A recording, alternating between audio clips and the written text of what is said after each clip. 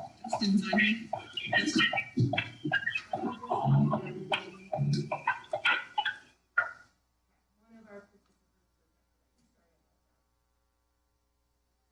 do you want me to confirm the trustees that are online for you?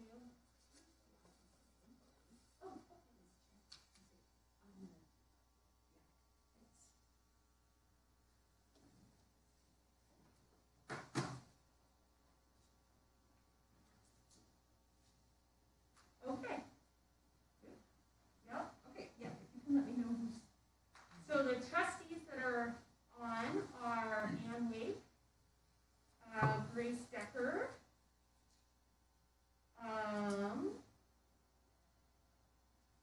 Sharon Sturbis. The only one not on for is Vicki. No, Mike's not there. I don't see Vicki McDonald on right now. Okay.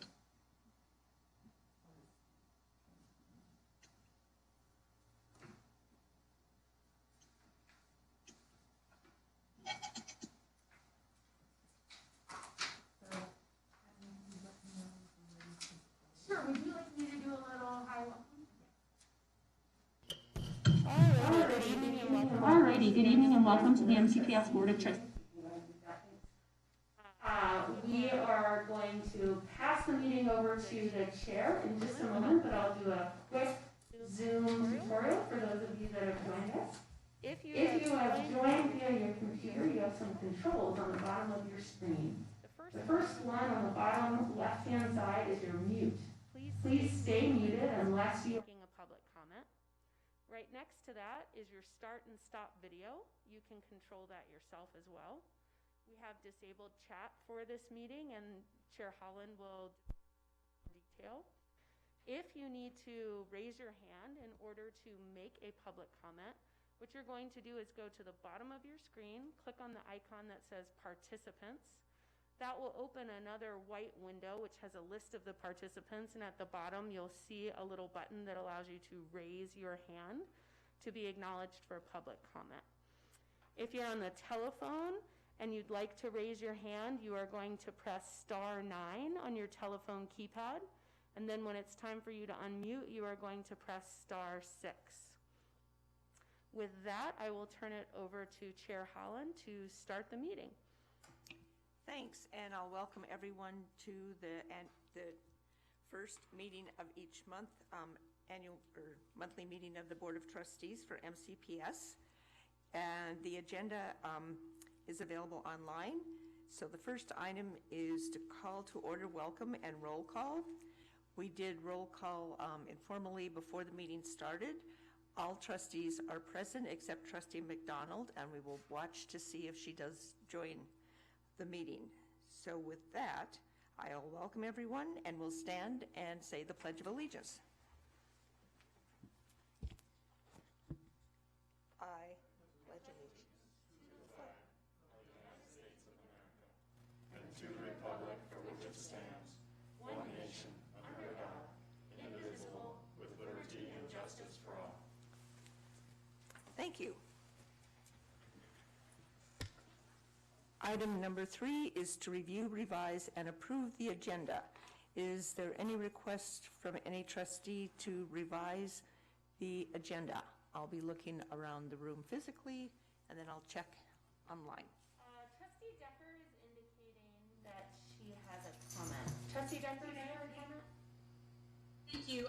There is no audio coming through on Zoom when the chair was speaking or during the pledge. Okay, thank you. We will keep troubleshooting that. Dave, can you check on the Zoom up there if it's muted or not? On the, on the computer? Here we go. We're just on pause to see if we can resolve this problem. There we go. Trustee Decker, can you hear me now? Okay, see you nodding. Thank you for letting us know. So now we come to 4A, which is to approve the minutes from the Board of Trustees regular meeting from August 11th, which begin on page 3. Is there any indication from any trustee for any revisions to those minutes? I'm not seeing any hands up in the room or on Zoom. So is there a motion by a trustee to approve the minutes from the August 11th regular board meeting? Moved by trustee Oldperson, seconded by trustee Lorenzen.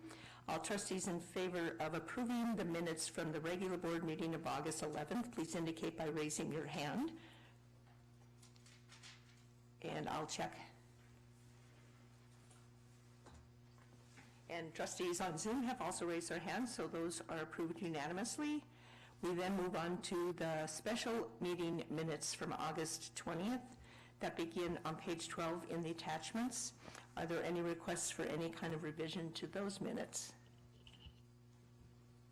Seeing none, then is there a motion to approve the minutes from the special meeting from August 20th, 2020?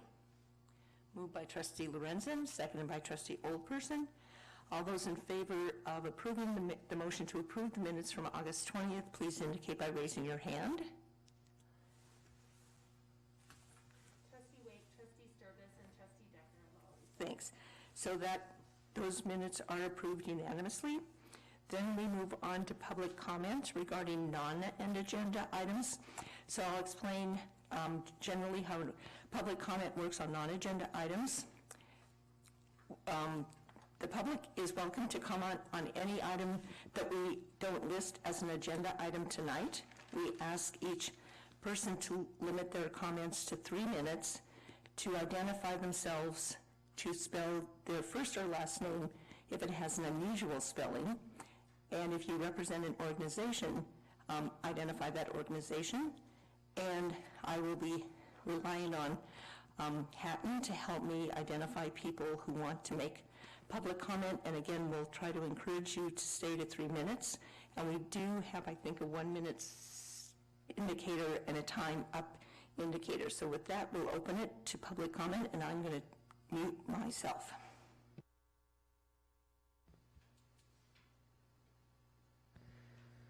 Okay, so just a reminder, if you'd like to make public comment, please raise your hand.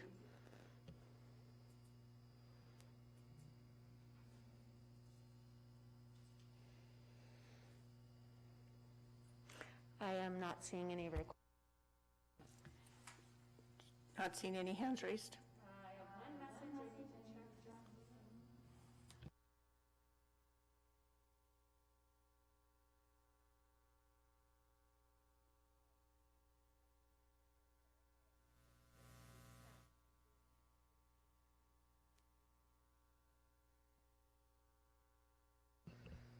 Trustee Decker, can you hear me? Oh, were you muted? I was.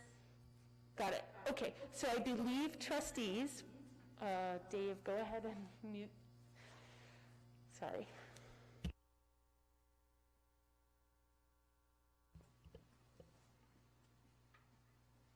Trustee Decker, I believe that trustees will be able to make motions and seconds because we'll be able to see you on the screen and you'll be able to chat to me, the host, and I can indicate that to the chair.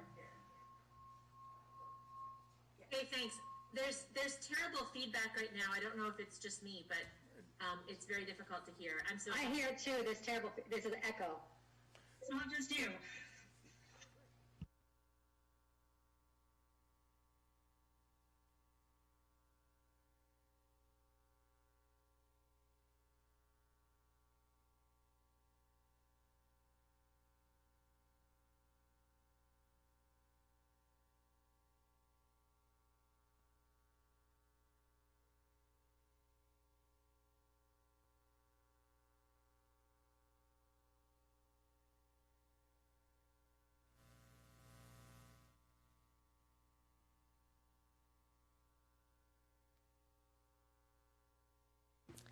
Thank you, and there is written comment in the, as attachments to the agenda, which begin on page 17, that are available to the trustees to read.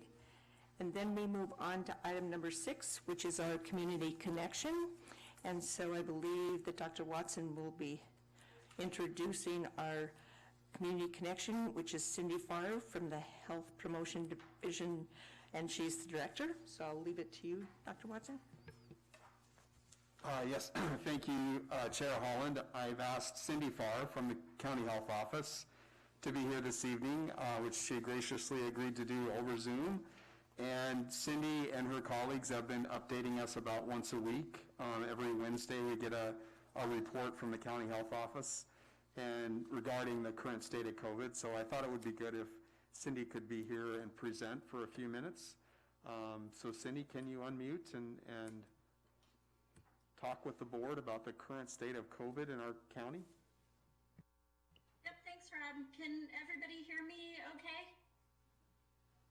We can. Okay, so every other week we have a meeting with all of the superintendents in Missoula County and try to give a little bit of an update on what we've got going on as far as COVID in our county. We have now moved those meetings to every other week. We were meeting weekly, and in the meantime, we are actually providing basically just a short report that gives a snapshot of what we're seeing in Missoula County for COVID cases. And I'm just going to apologize in advance. I am doing this meeting from home, so if you hear my toddler in the background, sorry for any distraction there. So the report that you all should have in your packet is from last week, and I can go over that, and I'll give you a little bit of an update as we go over it, as I did just look at the new numbers today as well. So as of right now, the cases do remain very stable, and active cases are still continuing to decrease at this time. We are keeping a really close eye on things as the university is back in school, as well as public schools and private schools are back in school right now. So we want to just keep a really close eye on what's going on there. Our weekly positivity rate for the last 7 days is currently at 1.4%. So that means that 1.4% of all the tests that are being done for COVID in our county are coming back positive. That's really low. We would really like to continue to see that number stay low. Our rolling 14-day reproductive rate, which is how many people actually get infected once they are exposed to a positive case, has been remaining below 1. We are seeing a little bit of an uptick as of this week. It was going down for a while, now it's going up again, but it still remains below 1. So that means that for every person who's infected with COVID, less than one person actually gets infected from that person. Sources of exposure in our current active cases show that the majority of the exposure to a contact is being a contact of a confirmed case, which is good because that means that we are able to identify those contacts, get them quarantined, get them isolated, and get them tested and identify those cases really early. So that's what we would like to see. Currently, I believe 46% of all of our active cases are from being a contact to a case. Last week, 7% of our active cases were in the 0 to 9 age range, and 25% were in the 10 to 19 age range. That number's actually gone up this week. So approximately 9% of our active cases are 0 to 9 years old, and 25% of our active cases are 10 to 19 years old. So again, we're just keeping a really close eye on that number. We do continue to update our website on all of these figures. So if you want to take a look at them outside of this meeting, definitely go to missoula.co/cvirus. And on the right-hand side of the website is a link that says epidemiological data. And if you click that link, you can see all of the graphs that really detail out a lot of this information. So that is all that I have at this time. Thank you, Cindy, and thanks for being here and being our community connection. And it sounds like it's a good time to let you go because you have a busy household. So we'll turn it back over to Superintendent Dr. Watson as number 7A are announcements from him, which will include some additional information related to what Cindy has just told us. So thank you again, Cindy, for being here. Thank you. Y'all have a good evening. Okay, under my superintendent's report, I have 2 items this evening. The first item is to welcome A few of our student trustees, we don't have all of them this evening, but we do have two that are on the Zoom tonight, and I just wanted to welcome them and introduce them to the board. So we have Daisy Kulina and Malone Ingram, both students at Sentinel High School, and they're both on the Zoom this evening. So I don't know if it's okay with the chair, I'll have them just unmute and say hello to the board. That would be great.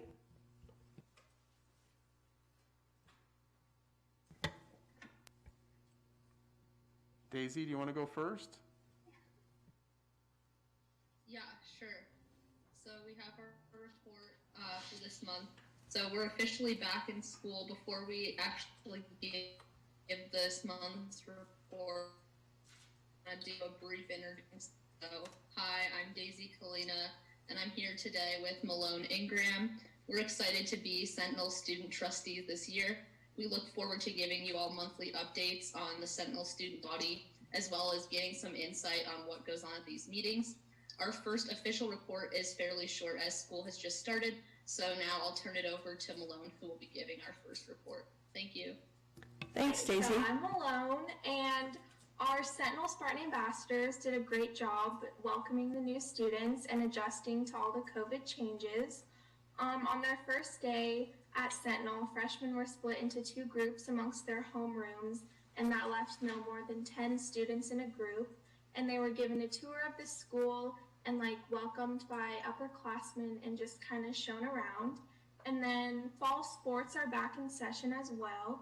Our girls soccer team beat Butte 6-0 at home on Tuesday, and they tied Hellgate on Thursday. And upcoming soccer games are Glacier and Flathead. And our freshman football team played Big Sky on Thursday, and they won. And we have more upcoming football games, soccer games, and volleyball games in the next weeks. And since school has only been back in session for 2 weeks, that's all we have to report, but we're excited to work more with the board and our own student body. Thank you. Well, welcome to you both, and we look forward to your hopefully longer reports as things get busier at schools, but thank you for being here, and we do look forward to meeting the other student trustees as well.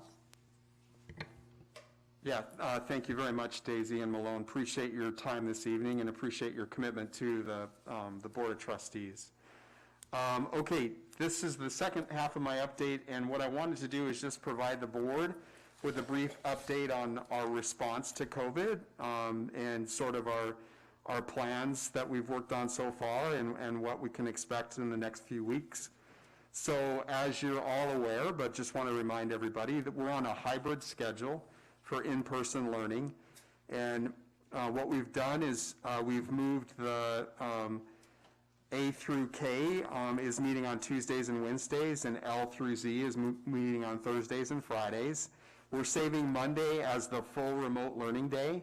I know that this summer when we chatted about the schedule, we were looking at Wednesdays, but it seemed to make the most sense to leave it on Mondays because we had several Mondays in a row starting the school year where we were not in school on Monday because of Labor Day and other things. So we're leaving the full remote learning day on Mondays going forward. So I know there was some confusion in the community, and we apologize for that. But Mondays is our full remote learning day. And then we have half the kids on Tuesday, Wednesday, and half the kids on Thursday, Friday. This is what we call the hybrid schedule or the blended schedule. We also started the Missoula Online Academy today. 1,960 students, that's roughly 20% of our student population, has selected to do virtual, 100% virtual learning. So one of the trustees had asked me for a small breakdown on that. So about 43% of the students are K-5 students, 24% 6-8, and 33% at the high school level. About 11% of our students in the MOA are special education students, which is fairly close to the percentage that we have district-wide. So that's about what we have district-wide in terms of number of special ed students. What we're currently working on with the MOA, obviously getting things kicked off was a little shaky today. Zoom actually crashed this morning, and not just for us, but for schools across the country, and then it came back up shortly after that. But that was definitely a headache this morning with the MOA. The other thing is just making sure students have the login information and parents have the information. Has been difficult as we get started, but we're confident in the team that's working on the MOA. They're doing a great job. Not only do we have Ray Cooper, our tech director, she's got some administrative staff that she's working with. There's teachers in the MOA. Assistant Superintendent Russ Lodge has done a great job over the last 3 or 4 weeks hiring teachers for the MOA where we needed teachers. So it's some great stuff going on. I know the MOA is just getting started, but we obviously that's an important program to us. We want to make sure those students feel welcome back to the start of their school year. I wanted to update the board as well on food service. As you may recall that we are currently offering food service not only for students that are in school, but also students that are at home. And the way we're doing that is encouraging them to go to their closest school and offering the meals at the door of that school.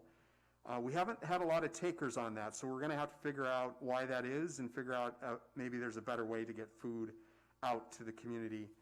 I also, some really, I guess, exciting news or some good news. We heard from OPI today and USDA. They continue to look at their waiver for free school lunches, and they updated that waiver today, which would allow us to give free lunches and free breakfasts for all students, no matter of their eligibility in free and reduced lunch or not. So it's similar to what we were doing last spring, but we've been allowed to carry that forward into this fall, and that would go all the way through December 31st. And that's for any student, whether they're in person or on remote learning or at home. Any student that's under the age of 18, we can provide that service. And so what we'll do in the next couple weeks is try to figure out how to make sure that that's available to kids, no matter what they're doing, whether they're on remote learning or at school. Let's see. Child care and after school care.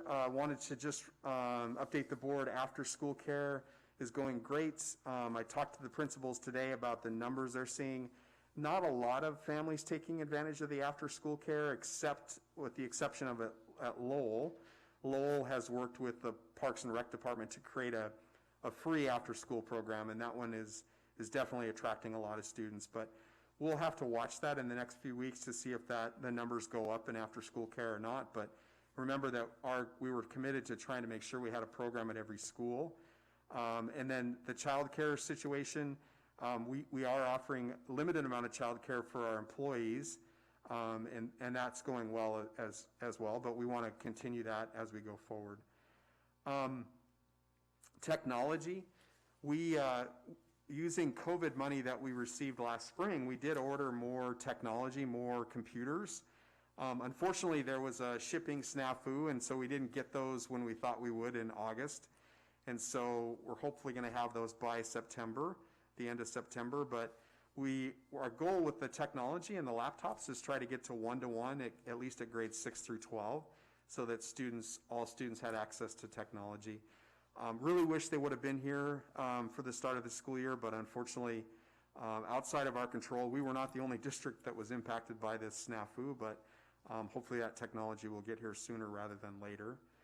We also have hotspots still available, and we're exploring other options for internet access through a contract with Spectrum. I wanted to talk briefly about the hybrid schedule, just so the board has an understanding. I mean, we've been in school now for 2 weeks, well, just a little over 2 weeks if you count today. And so, you know, we definitely have some benefits of hybrids and some drawbacks to the schedule. So I just wanted to make sure the board was aware of these and things that we're thinking about as we go forward. A couple of the benefits of the hybrid schedule: as we get confirmed cases, or in the sense if we have close contacts of students in school, the hybrid schedule has really helped us sort of manage that with the health department, giving us enough time between when kids are in school to try to track those confirmed cases or the close contacts. So I do appreciate the hybrid schedule because of that reason. We've been able to manage the confirmed cases that we have received under that hybrid schedule has been really, really good. Also, as I walk around to schools and try to get into classrooms, what I'm seeing is that fewer number of kids in the classes really helps with our protocols. It helps because teachers can kind of manage the students and teach them the protocols, the safety protocols. That really helps a lot with smaller numbers. As the numbers go up, it gets a little tougher to do that.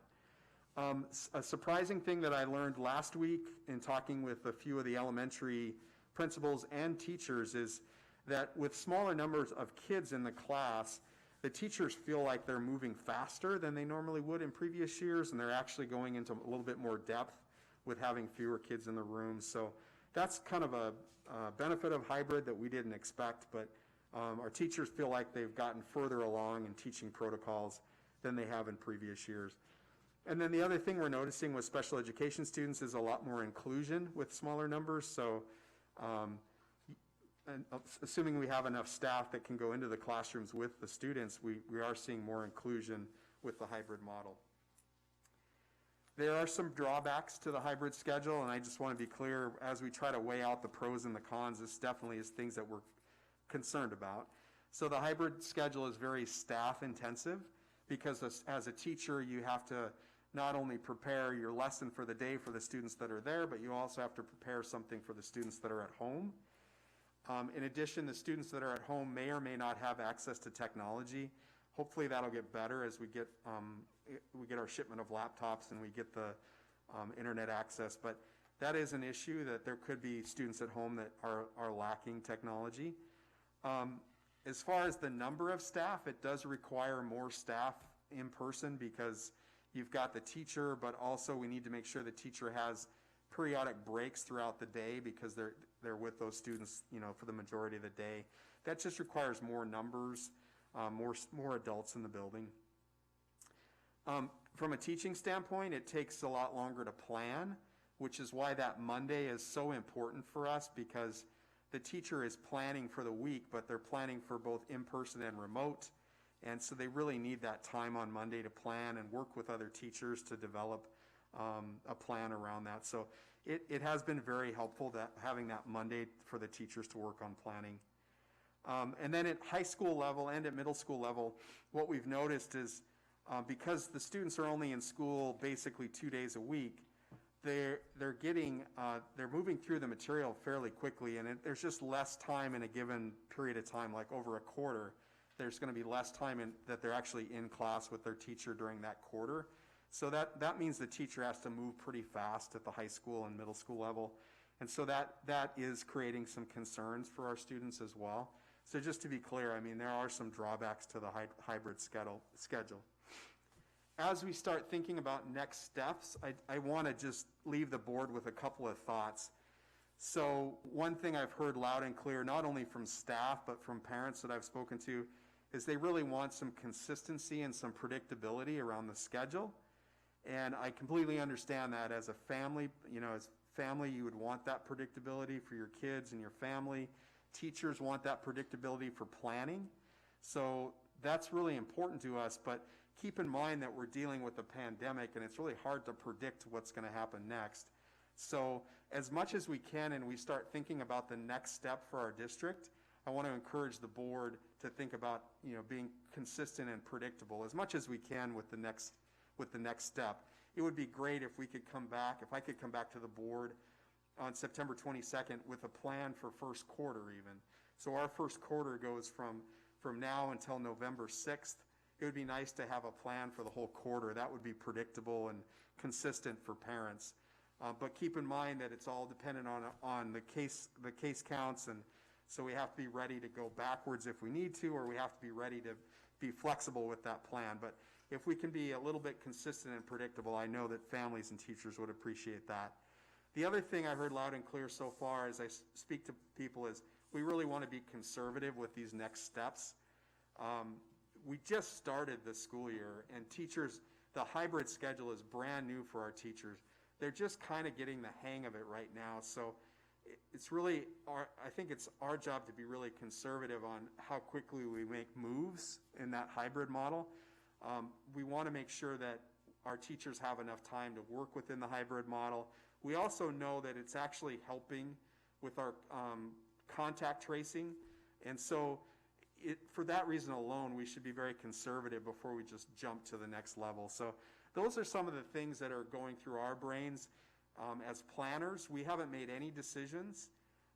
What I've committed to our parents is that, number one, we're going to be on this hybrid model at least through September 25th, maybe longer, but at least through September 25th, just for planning purposes. The other thing I've committed is that Mondays are the remote day, so that parents can plan around Mondays rather than Wednesdays. And then the other thing I'll just say is that we're going to keep working through this. We're hopefully going to develop a quarter-long schedule that I could bring back to the board. And so what I'll do this week and next week is get feedback from other folks on that schedule and come back to the board on September 22nd with sort of what we believe is the best path forward for quarter one.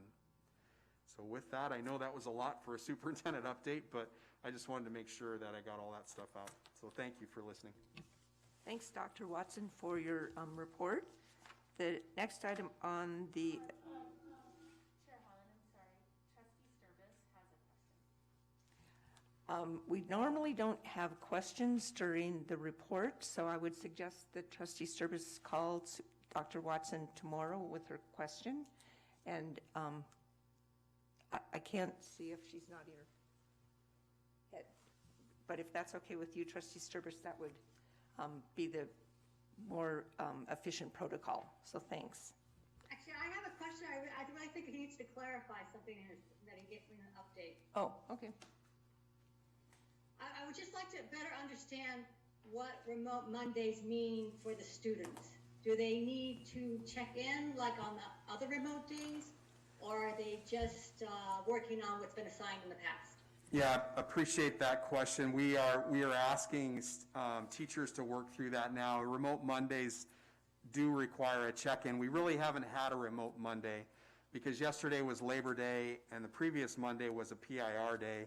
Our first remote Monday is actually September 14th, and our teachers are working through that process now, but students will need to check in on that day. Okay. Just know that the principal didn't tell me that, so I think that needs to be clarified to the public, please. Thank you. Thanks. And so now we'll move on to item number 8, which is the consent agenda. There was one item on it. We use the consent agenda as a board for items that we routinely see. And so the reason that it's called the consent agenda means that the trustees will not be discussing the item or items listed under the consent agenda, although any trustee has the ability to make a request at any time, even at this point, to ask an item come off the consent agenda so there can be discussion by the board. We do take public comment, however. And so the one item is to ratify the out-of-district attendance agreements. And so the recommendation is that the trustees approve the attached out-of-district elementary attendance agreements, but I thought there were some secondary ones too. So let me double check. I think there's both, so we typically do those as one motion. So the motion would be to approve the attached out-of-district attendance agreements found in the attachment to the agenda. Is there such a motion? Moved by Trustee Lorenzen. Is there a second? Seconded by Trustee Oldperson. As I indicated, we don't have board discussion on items on the consent agenda. Is there any public comment?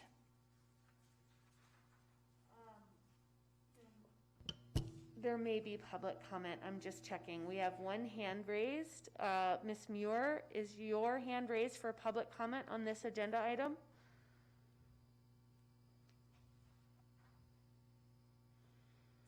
Okay. I don't think we can contact her right now, so I don't think we have any other public comment. Thank you for checking. So all trustees in favor of the motion to ratify the out-of-district attendance agreements, please indicate by raising your hand.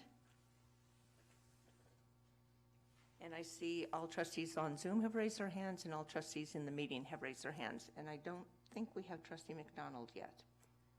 That's correct. And I know she had another obligations concerning family, so. Then we move on to approving the personnel report, which is found on page 54. Dave, is there anything of note on that report? No, it would be a standard personnel report. So is there a motion to approve the items on the provided personnel report? Moved by trustee Lorenzen. Is there a second? Seconded by trustee Avgaris. Just as a caution, we don't, and trustee Mercer too, so we'll have 2 seconds. Sure.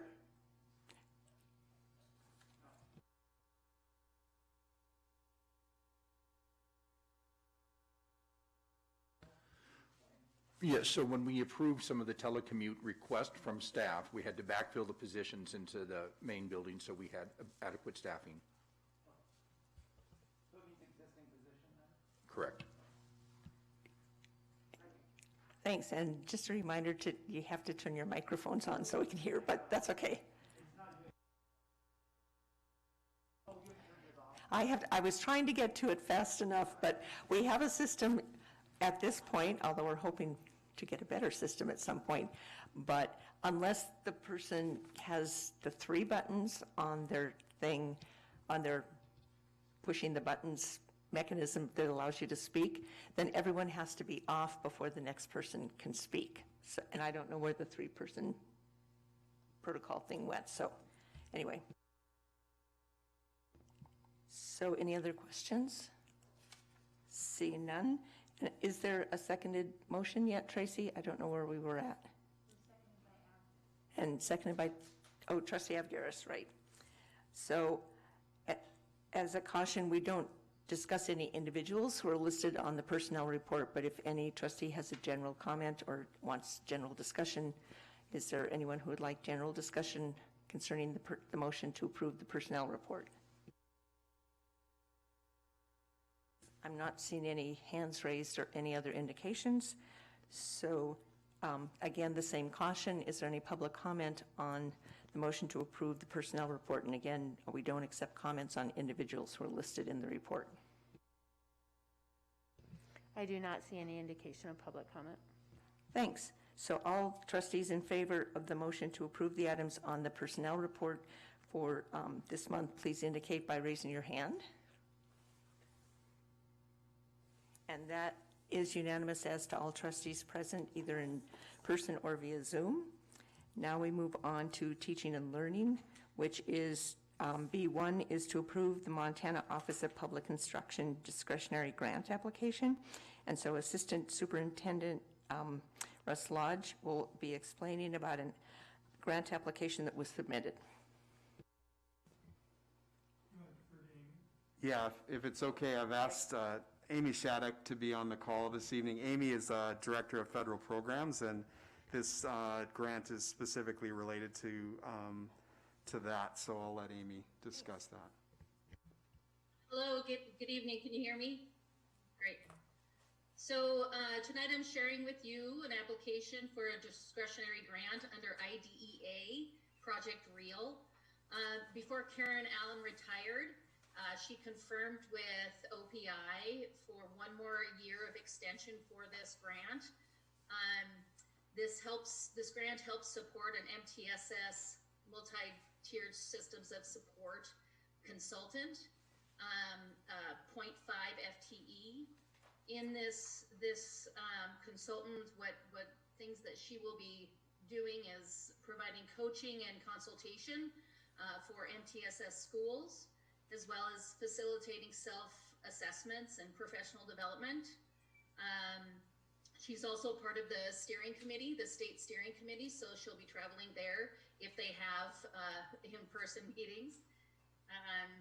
She's also done some book studies in the past and would like to continue to do so, to help with team training across MCPS.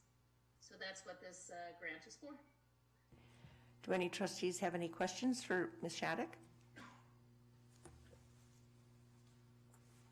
I don't see any hands up. So is there a motion to approve the grant application summary that is found on page 62? Moved by trustee Lorenzen. Is there a second? Sorry. Oh, trustee Decker and trustee Wake have seconded the motion.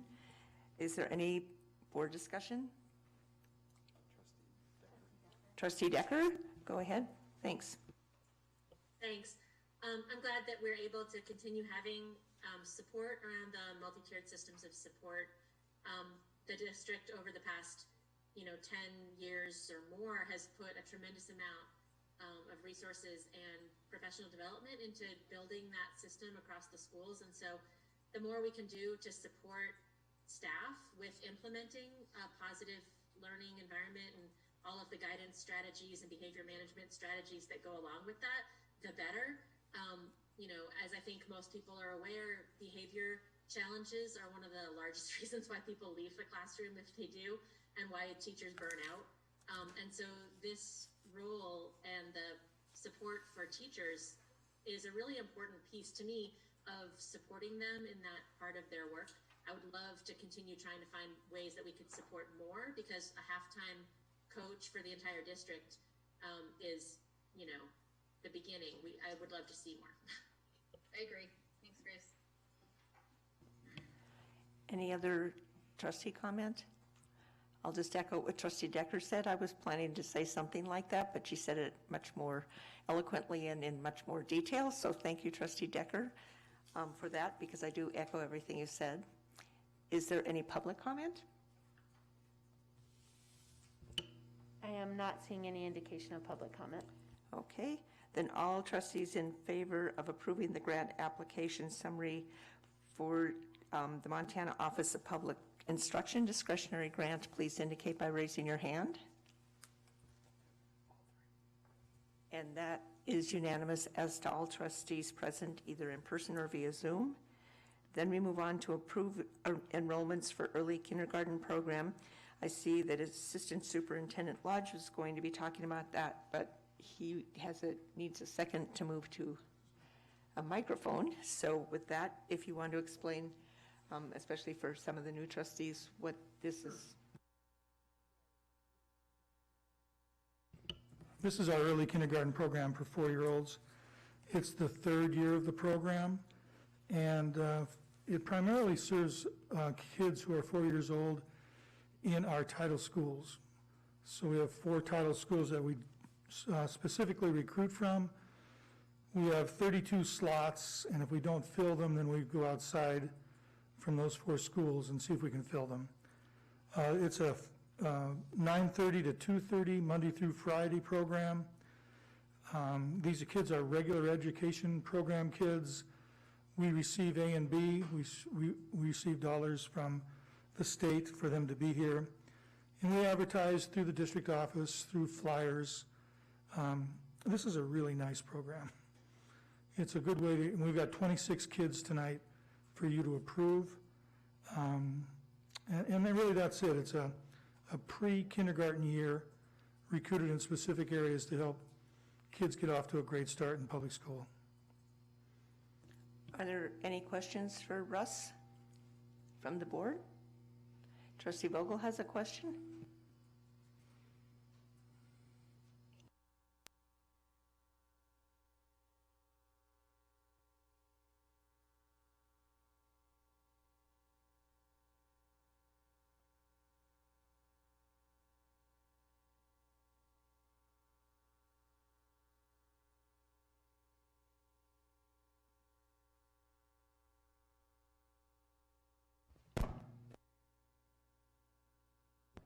There we go. Thank you. Oh, I forgot my question. Hang on a second. Did you say you had 32 slots and you have 26 kids enrolled? So what happens when you go over that number? Would you continue to enlarge that, or are you holding it at 32? Yeah, it stays at 32. That's what we were funded for. So there's a teacher and a para with each room. So we've got basically 2 classrooms, intending to keep it small. So 32 is the top. This year we were able to recruit 26. And so that's where we're starting the year with. We usually recruit from April to early June. And then with the COVID year, we went into July. So a little bit off from our normal routines. And maybe that attributed a little bit to the child find, but generally that's it.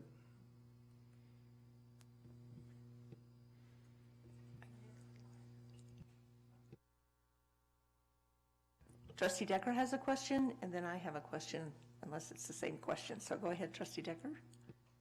My question is whether the preschool, early kindergarten children are attending on the hybrid schedule also, coming the part week, and if any early kindergarten children are doing the online academy. This program, we have 5 days a week. So it's Monday through Friday. We can control the class size. They're at Jefferson. It's much easier to do the social distancing and the masks. So this is a 5-day-a-week program, a bit of an exception. To my knowledge, there's nobody in the online academy, nobody in the hybrid. Little 4-year-olds, just 5 days a week. It's a nice deal.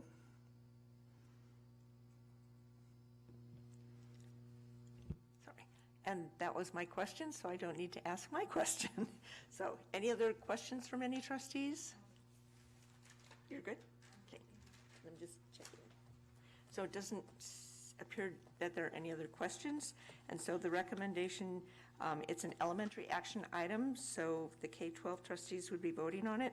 Is there a motion from a K-12 trustee to approve the enrollment of the students identified by initials only found on page 64 for the early kindergarten program 2020-2021? Moved by Trustee Lorenzen. Whose hand is up? Trustee Lorenzen, and seconded by Trustee Holtperson. I apologize, I have to have my glasses up to read and then down to see. Hands up or down, so I apologize for the bit of delay. It's a non-Zoom delay, but a delay nonetheless. So we have a seconded motion. Is there any discussion from any trustee? Any public comment? There is discussion from Trustee Decker. Oh, Trustee Decker, go ahead. Thank you. I'm sorry, I'm not catching the hands up.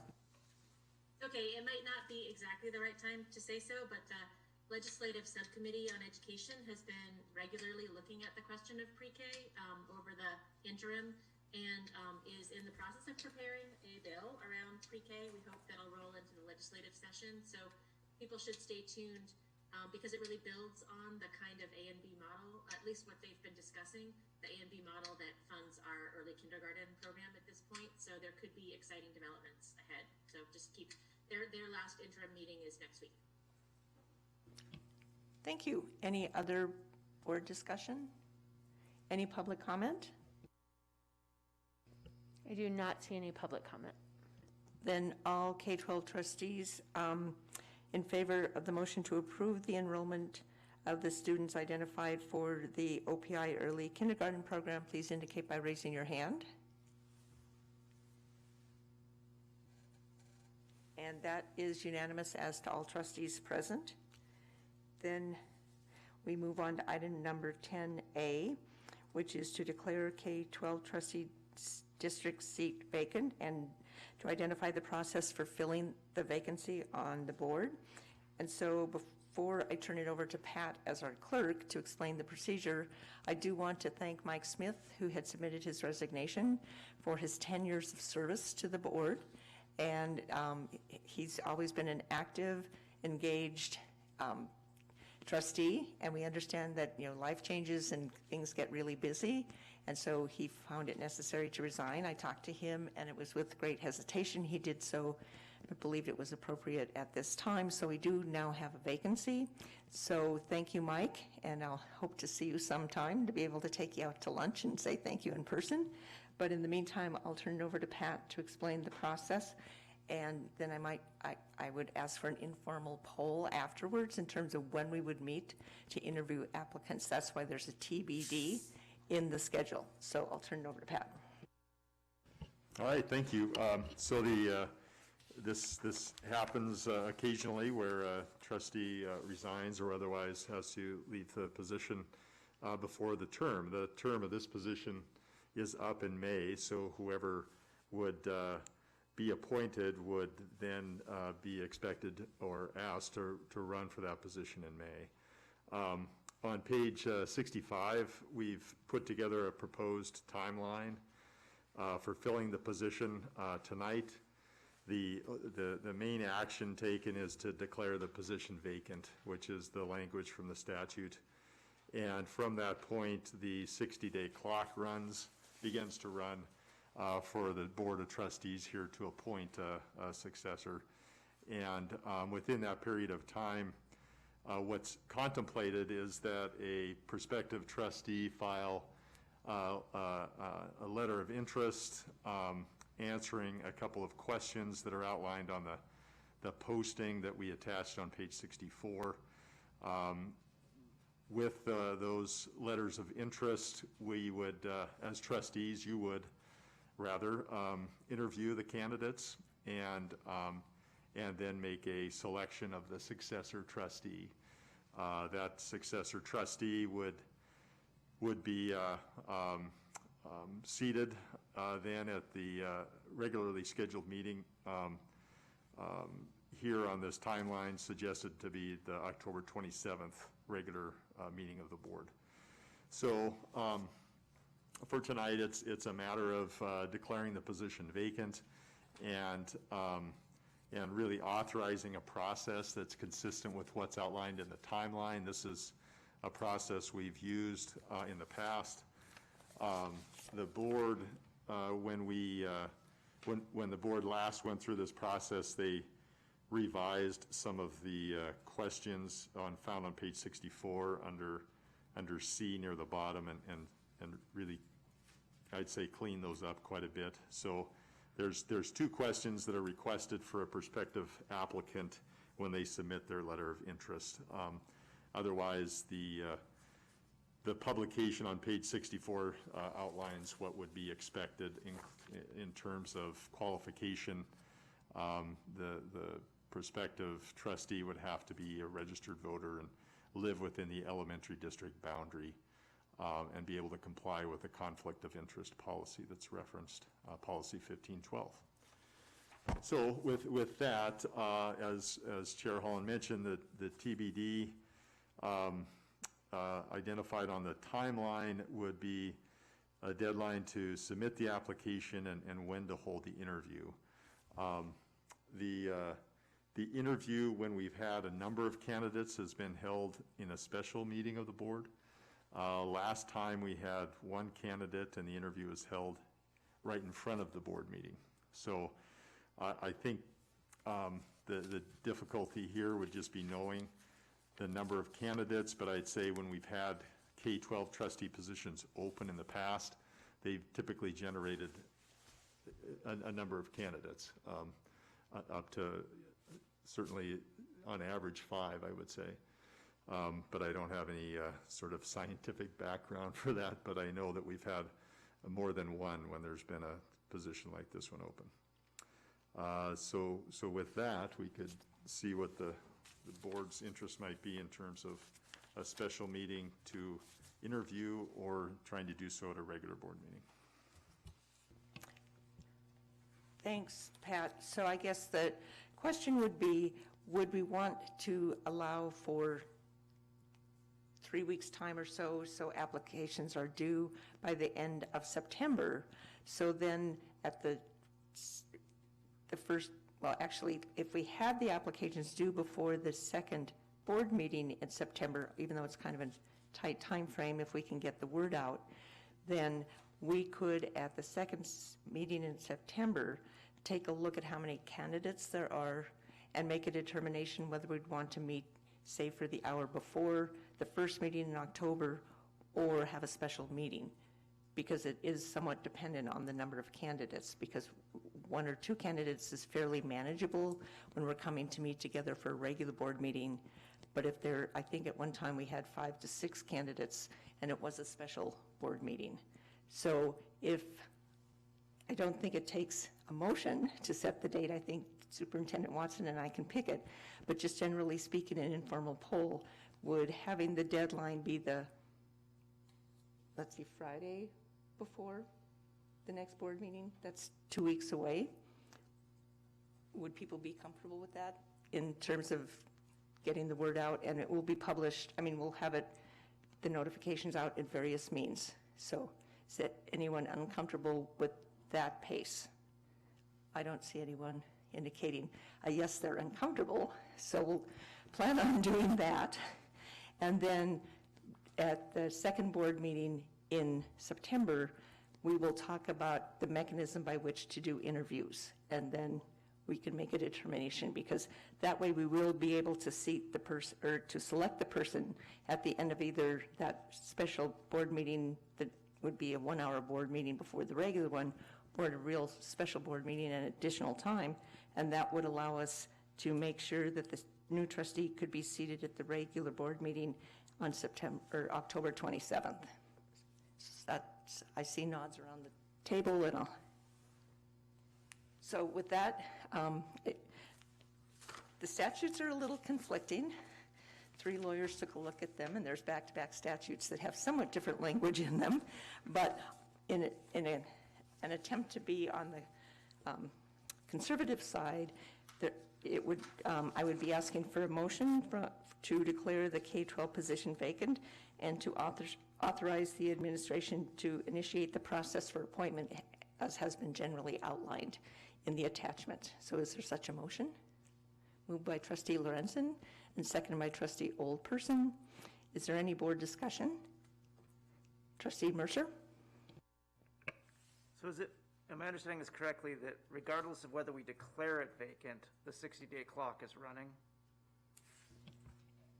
That's the inconsistency, that one statute says the time starts at whatever date the resigning trustee has identified it as his end date. The very next section of the same area of statutes says the time starts running on the date that the board has declared the vacancy open. So it's a really good question, and the answer is we're going to assume it has already started running, but it's an inconsistency in the Montana statutes. So, but thanks for your question. It's a good one, because there is some inconsistency. So do we have a seconded motion, I believe? Is there any other board comment? Trustee Oldperson? Trustee Sturbis has a question. Thanks for helping look for everybody. Trustee Sturbis, I'm sorry, it's hard for me to catch everybody. Yeah, I was just wondering, do all the trustees get to vote on the candidate, or is it just elementary? No, it's everyone, since it's a K-12, so all trustees do. Okay. Actually, it's a good question. I'll run that by legal counsel, and so I will send out an email to all trustees clarifying that. Okay, thanks for the question or comment, which helps get more information to everyone. Any other comments? Any public comment?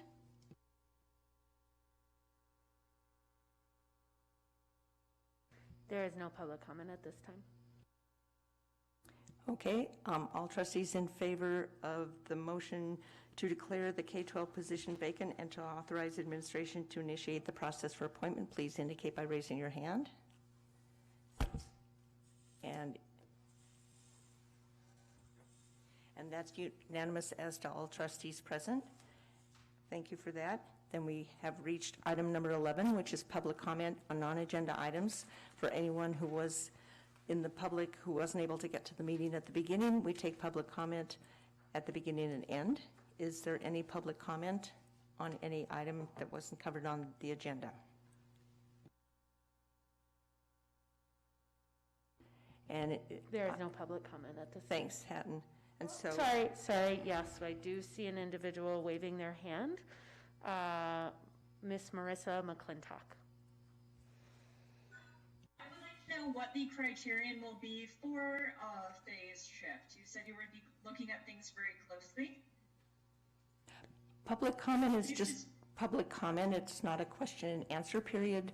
So if you have a specific question, the appropriate protocol is to call Superintendent Watson about it. But you're welcome to make a public comment. Okay, that was my question okay. Rather than a comment. Thank you. Okay, thanks. Anything else? No, there's no other public. Sorry, yes, somebody just raised their hand. Miss Ballou, would you like to unmute and make your comment? We would love to. Hello, Casey Ballou at Missoula Education Association with a brand new sweatshirt that says it, just so I can brag a little bit. I just wanted to give a big shout out to technically part of my comment belongs under the last agenda item, but for all of you for being trustees, for sticking with us, and for reading all of our vast amounts of email that we've sent, we appreciate you. I also have been asked on behalf of several educators to make sure that you understand that the invitation to come visit classrooms in this hybrid model is absolutely a sincere one. If you have a school that you're interested in going to visit, I am more than happy to connect you with an educator who would love to have you in, to have you watch hand washing protocols actually take place, to see what it looks like with half of our class in the classroom, to ask questions about how the block is going at middle and high school. If you want me to go with you to give you a tour, I'm more than happy to. If you'd like a student tour, we can arrange that. We'll make sure that protocols are in place to keep everyone safe. But we do think that it's very important that you come in and see what the hybrid model looks like in classrooms, especially as you go into the next phase where we, have a decision and an action item on this. So yeah, thank you for your time. We'd love to see you in watching teaching and learning take place, and we value your time. Thanks for spending it with us on Tuesday nights. Thanks for that public comment.